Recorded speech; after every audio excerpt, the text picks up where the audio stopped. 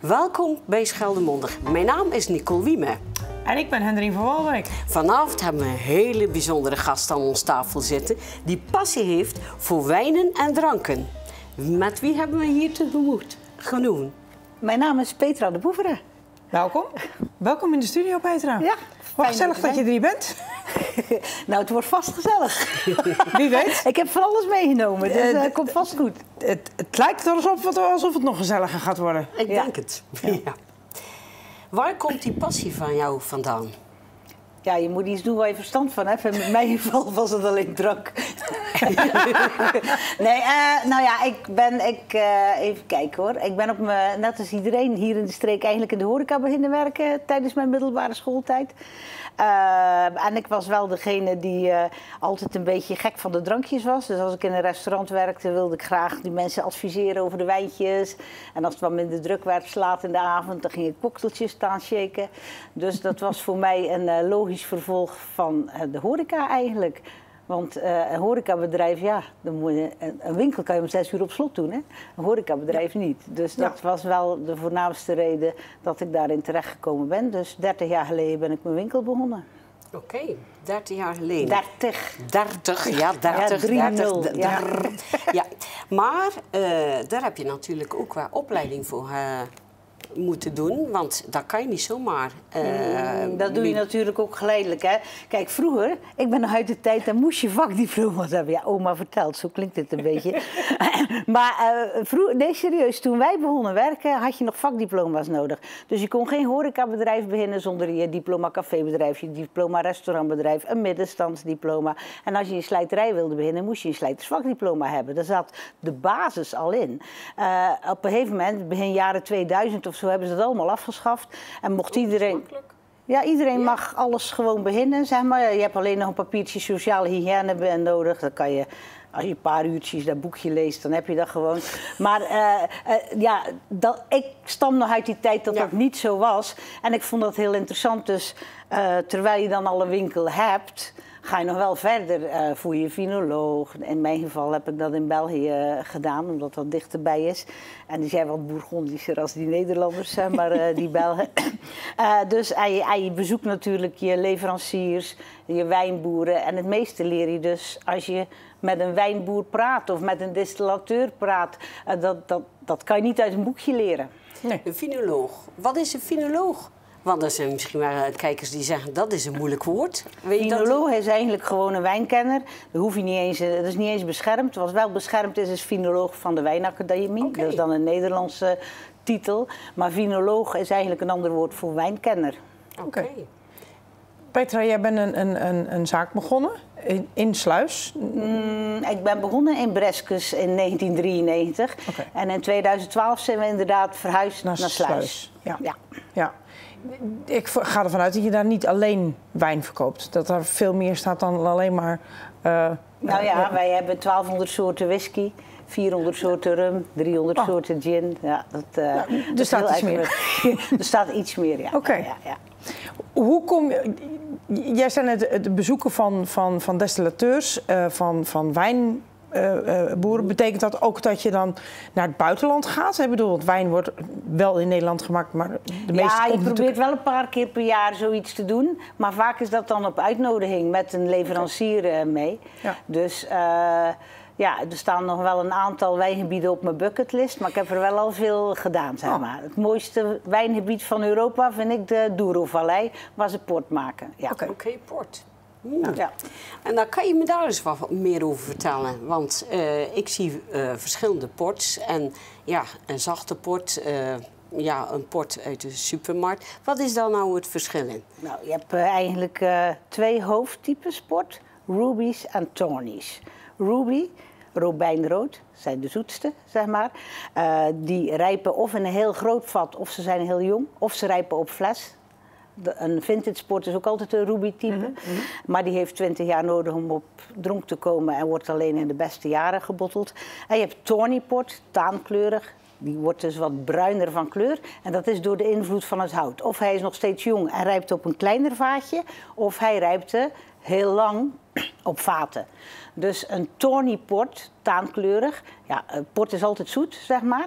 Omdat de gisting gestopt wordt door het toevoegen van alcohol. Dus daardoor blijft er restzoet over.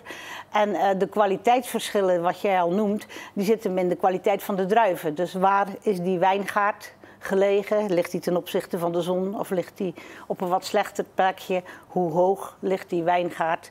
Hoe is de selectie van de druiven? Hoe worden ze geoogst? Dus, ja, en hoe wordt er geoogst? Nou ja, als je heel laag zit, kan je dat nog wel machinaal doen. Maar op de hogere terrassen kan dat alleen handmatig. Dus dat kost veel meer handwerk. Dat is het verschil. Dat is het verschil, maar ook de manier waarop er gekneusd wordt, geselecteerd. Kijk bijvoorbeeld bij wijn, de goedkoopste wijnen, die worden machinaal geoogst en het wordt allemaal in een pers gegooid.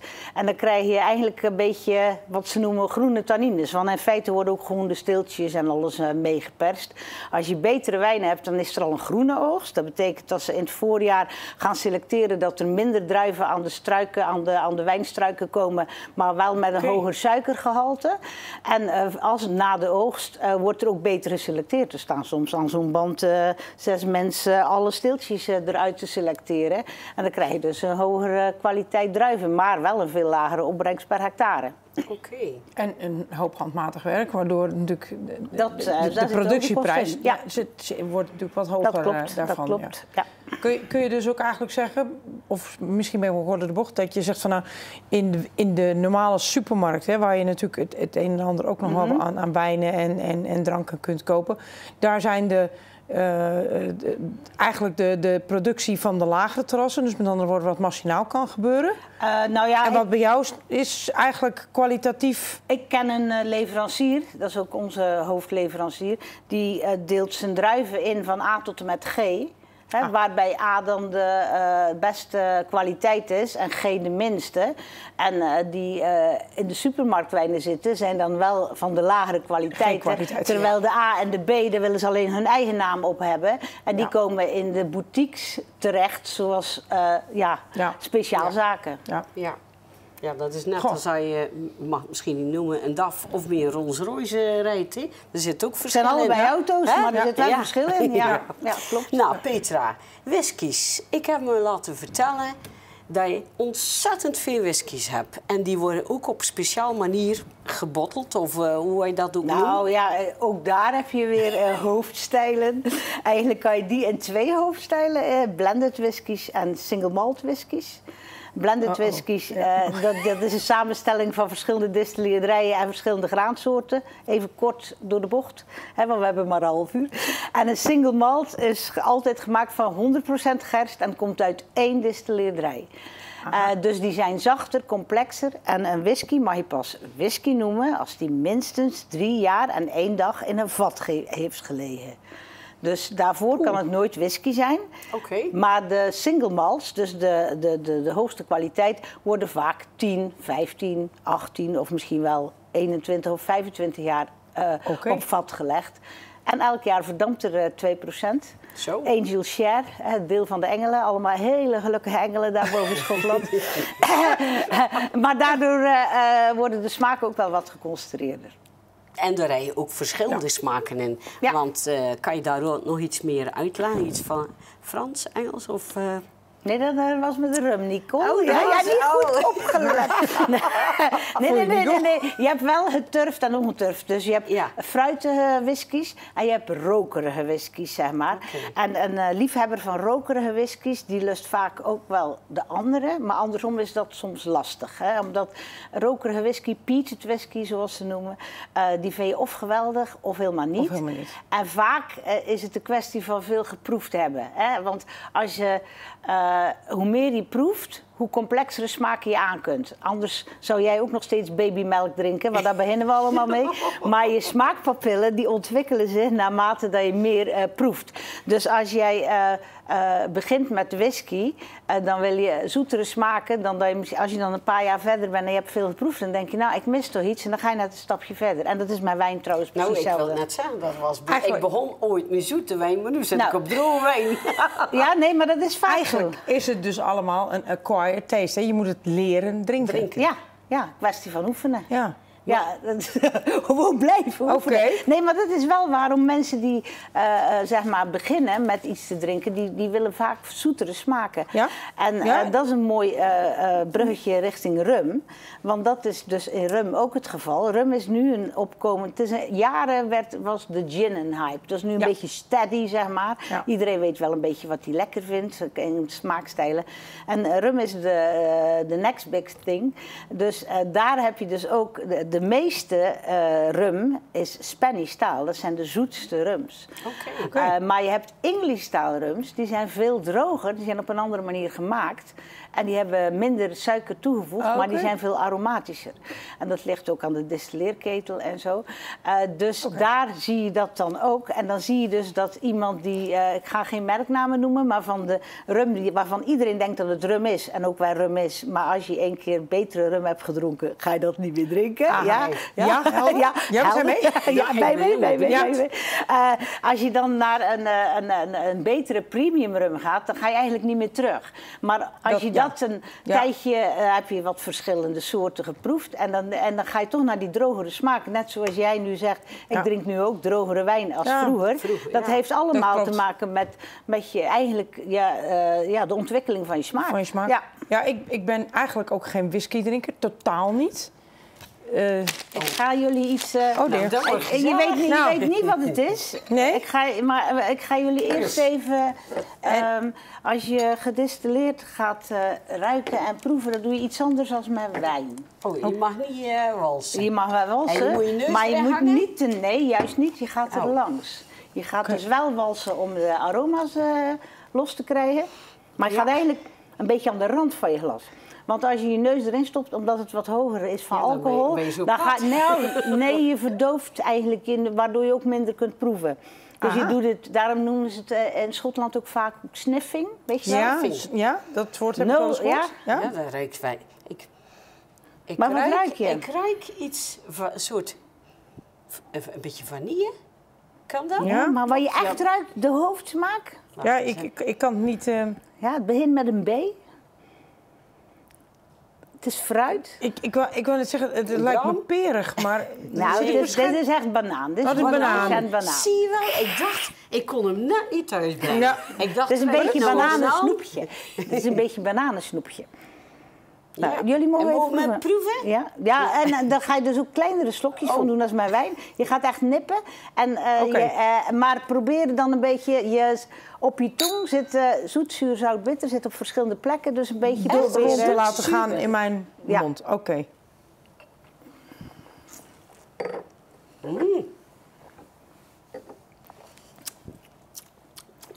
Lekker. En moet je dan ook... een beetje lucht erbij happen of niet? Ja, nou, dan krijg je wel wat. Als je dat inderdaad doet, dan krijg je wel een beetje... Dit is whisky? Nee, dit is geen whisky. Oh. Wat denk je dat het is? Dit is rum. Dit is een banana peel rum. Het is ook nog heel duurzaam. Wat ze dus ook in Schotland wel doen, is bijvoorbeeld whisky rijpen op rumvaten. Maar die rumvaten die maken ze wel eens door zelf rum een vat een beetje te sauzen met rum. Omdat in de whisky mag alle smaak die erin zit alleen uit het vat komen. Dus dat gaan ze dan een beetje sauzen in zo'n vat, totdat het goed in het hout zit. Wow. Dan gaat de rum eruit, de whisky erin, maar dan heb je rum die je gebruikt hebt in een vat. Nou, daar gaan ze dan bananenschillen op infuseren, op rijpen. En dan krijg je een bananapielrum. Eigenlijk is dit tweedehands whisky. Nee, tweedehands rum. Tweedehands rum, zeg maar wel heel duurzaam. Maar mensen vinden hem wel heel lekker. Ja, ik vind hem heel lekker. Dit is voor een beginnende rumdrinker. Ja. Dus die wat zoete smaken zoekt. Niet verkeerd. Als je nu verkoudheid hebt, is dat een fabeltje of niet? Dat je rum moet drinken bij verkoudheid. Ja, maar dan zou ik er een grog van maken met heet water en citroen en suiker. En dan moet je zo heet mogelijk op de rand van je bed opdrinken. En dan s'morgens heb je weer lucht. Oké, die kunnen we dan nog eens uitproberen. Het is te hopen dat ik niet ziek word. Nou, maar, ik ben benieuwd. We gaan even wat steviger. Oh. En je ziet aan de kleur, die is lichter. Ja. Ik zie dat die rum stropiger hangt aan het glas. Zegt dat ook nog iets? Of Nou ja, zegt dat het niks? zegt vaak iets over de zoetheid, maar dat hoeft bij deze niet het geval te zijn. Oké. Oké. We moeten draaien, walsen en ook weer je vind ik neus... ook wel een- Ja, het is plus, hoor. gedestilleerd, dus hetzelfde idee.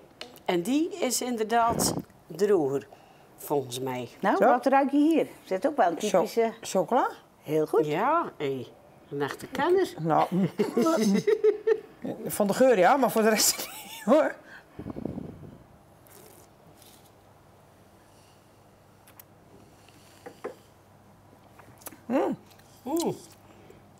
Dit is een rum uit Panama. Maar het bijzondere daar is met deze... Die is wel gebotteld op 54%. Ik voel Ja, hem dus- aan mijn tong. Ja. En, Maar hij komt op meerdere plekken en in mijn mond komt hij maar binnen. wat ze daar doen is eigenlijk de vaten spoelen met cacao. En dat zorgt dat is voor waar de chocolade. Oeh, Eigenlijk is proeven. dit een beetje een vloeibaar pazei, noem ik het. Het zit hem ook gewoon echt in de geur. Hij is niet meer zoet, maar die chocolade zit echt... Dus als je Ja. en van rum en van chocolade houdt... en als je dit uit een tumbler drinkt met een beetje ijsblokjes... dan komen de fruitige smaken er wat meer naar boven. Ja. Maar dit is ook een hele mooie after-dinner drink. Dus na je kerstdiner Aha. bijvoorbeeld... Oh, ja, Oké. dat is, is leuk. dat, is dat gewoon een heerlijke after-dinner Ja. drink. Leuk. Dus ik heb eigenlijk... Jullie moeten even, Nou, weet je wat? jullie moeten even helpen. Mogen wij mixen? Nou, vooral even bij elkaar, omdat ik het glaasje nodig heb. Want ik heb eigenlijk een glaasje te weinig. Nou, kijk, Maar- hier zo. Die zit er al in. Deze, Die was wel lekker. die was prima.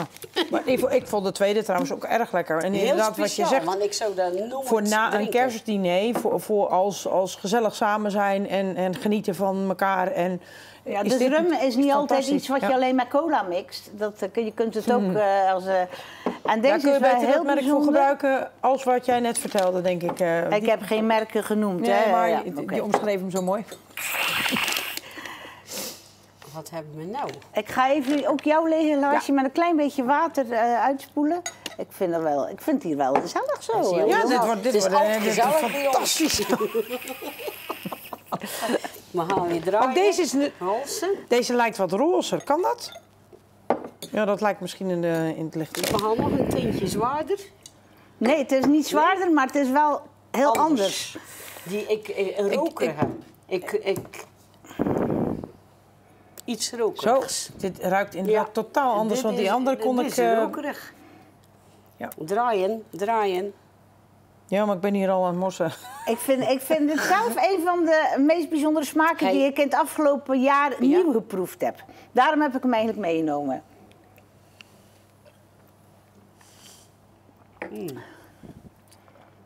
Dus heel anders. Dus wel veel droger, veel minder zoet. En rokerig. En rokerig. Wat dit is, ik weet niet of je wel eens van mezcal hebt gehoord. Mezcal Helemaal komt uit Mexico. Ja. Een beetje net als tequila wordt het van agave gemaakt. Alleen is mezcal altijd rokerig. Maar er zijn ook die bartenders enorm mee bezig. En mezcal is wel rokerig, maar eigenlijk nog veel droger en steviger als dit. Maar dit is eigenlijk een mix van rum met mezcal. En Nou, dat zit nu in een fles, zeg maar. Dus dat maakt door de blend met de rum... krijg je wel, zeg maar, de rietsuiker, zeg maar... en de fruitige tonen. Maar die mezcal die erin zit, er zit 33% mezcal in... zorgt dus voor een rokerige afdronk... wat het veel meer een droger distillaat maakt. Wordt daar nou ook toegepast met barbecues? Op van die plankjes van de hout? Dit niet, maar wat je wel met die eerste zou kunnen doen... is als je een banaantje hebt, een stukje aluminiumfolie... een beetje bruine suiker, die bananenrum erbovenop dichtvouwen op je barbecue... heb je fantastische dessert. Oh, lekker. Oh, lekker. Dan zit het voor de kerst. Doe jij dat soort adviezen ook in de winkel geven? Dus op het Ja. moment dat je zegt van ik ga dit en dit koken met Ja, dat kerst. vind ik het leukst. Ik vind het leukst, wat ik heel geweldig vind, is dat ik met kerst van iedereen weet wat ze gaan eten. Dus die komen binnen en eigenlijk zeg ik, kan ik u helpen? En dan zeg ik, nou, wat gaat u eten? En dan gaan we dus adviezen geven, maar je moet naar matches zoeken, zeg maar. En het leukste vind ik dan dat ze dan een paar weken later binnenkomen of een mailtje sturen van, Zo fantastisch. Ja, de combinatie. Dus dat vind ik altijd heel, dat vind ik zelf altijd heel leuk. Ik vind tegenwoordig trouwens een beetje jammer dat, maar dat is de tijd denk ik. Maar ik ben eigenlijk qua winkel nog steeds ouderwets. Ik ben ooit de winkel begonnen omdat ik het leuk vond om met mensen te babbelen en advies te geven en mensen blij wilde maken. En tegenwoordig krijg je heel veel mensen in je winkel en dan zeg je, kan ik u helpen? Nee, kijk even, weet je wel. En dan denk ik, zeg nou gewoon wat je zoekt, dan kan ik een mooi verhaal vertellen. Want ik verkoop drank en verhalen. Dus, die vind ik wel mooi. Dus, drank en verhalen.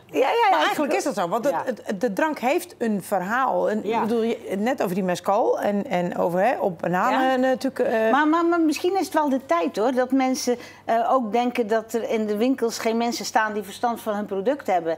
Dus ze staan gewoon op die telefoon te kijken. Ja, ik zoek het op internet. U hoeft niks op te zoeken, ik kan het u gewoon vertellen. Ik ben vorige week nog bij die producent geweest. En dan kijken ze je aan van, hoezo vertellen, staat toch op internet? Ja, dan denk ik, dat vind ik dan een beetje zo. En dan laat ik misschien soms iets te veel merken, dat ik dat zonde vind. Maar dat is wel heel erg leuk, dat je zo lekker direct bent. Nou ja, dat vindt iedereen even leuk.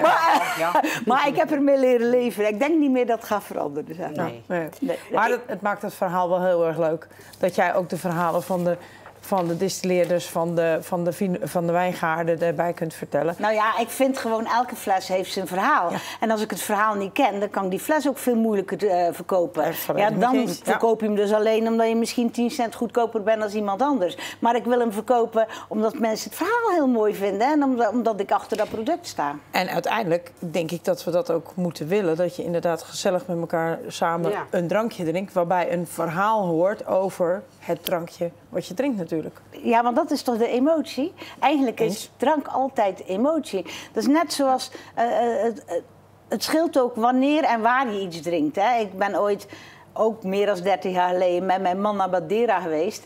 En toen gingen we daar, mochten we mee naar van die schuurtjes van die oude mannetjes. En dan mochten we alles proeven. En dat vonden we helemaal fantastisch. En nemen we daar 2 flessen mee en zijn we terug thuis en trekken we die open. En denken we, vinden het helemaal niet lekker. Ja, inmiddels kan ik het wel waarderen. Maar het ligt dus ook aan de omgeving waar je bent. Zeg maar. Het is een totale beleving. Ja, en met welke mensen en het moment van de dag wil ook wel stelen. Dus kijk, maar die laatste, die rokeren, hè, dat is heel iets moois om te drinken vlak voordat je naar je bed gaat aan het einde van de dag. Om de dag te laten bezinken. Hè? Wat heb ik nou vandaag meegemaakt? Wie heb ik gesproken? Daar is zo'n laatste heel erg mooi van. Wat was het leukste van deze dag? Ja, mooi. Ik wou nog 1 ding aan jou vragen over die vaten. In Amerika, dat boeide me zo dat je zei van, goh, vroeger was er iemand die opdracht gaf om die whiskies... Oh, dat is mijn whisky. Ja, dat klopt. Nee, de meeste vaten waar whiskies, maar ook rums, in gerijpt worden, dat zijn bourbon barrels. Bourbon barrels, dat zijn vaten waar 1 keer in Amerika whisky op gerijpt heeft. En dat komt omdat er ooit een Amerikaanse president was. Ik dacht dat Roosevelt was, maar dat weet ik niet zeker meer. Ja. Die heeft bepaald dat elke whisky in Amerika alleen whisky mag heten als die op nieuw hout heeft gelegen. Okay. Dus zo'n vat mag maar 1 keer gebruikt worden. En dat was om ook de houthakkers aan het werk te houden. Snap je? Dus dat was een economisch motief. Ja. De houthakkers moeten altijd werk houden. Dus elke whisky in Amerika gaat in nieuw hout. En dat betekent dus dat als het 1 keer gebruikt is in Amerika, dan gaat het of naar Schotland of naar het Caribisch gebied waar de rum in gaat. Dus die bourbon barrels worden over heel de wereld gebruikt, maar nooit een tweede keer in Amerika. Nou, we zijn weer heel wat wijzer geworden vanavond. Dacht je niet? Ik wil eigenlijk wel een heel leuk afsluiter. Dat mopje. Nou ja, ik vertelde aan het begin van dit gesprek al dat Belgen wat Bourgondischer zijn over het algemeen als... De Nederlanders, niet als deze Nederlanders hier, maar wel boven de rivieren natuurlijk. Ja. En toen mocht ik ooit ergens in het midden van het land iets doen. En er zaten die Nederlandse vinologen die vaak op tv zitten en zo. En ik was daar ook. En toen zei ik tegen die mannen van... weet je trouwens het verschil tussen een Nederlandse wijnkenner en een Vlaamse wijnkenner? Geen idee. Nou... Een Nederlandse wijnkenner heeft een wijnencyclopedie en een Vlaamse heeft een wijnkelder. Kijk, die is heel duidelijk. Ja, het zegt alles, toch? Hele mooie afsluiter. Petra, dankjewel dat je hier was. Jullie, dankjewel voor de uitnodiging. Ja, graag gedaan. We hopen dat iedereen, alle kijkers het leuk vonden. Wij hebben er in ieder geval heel veel van geleerd. Dank jullie wel en tot een volgende keer.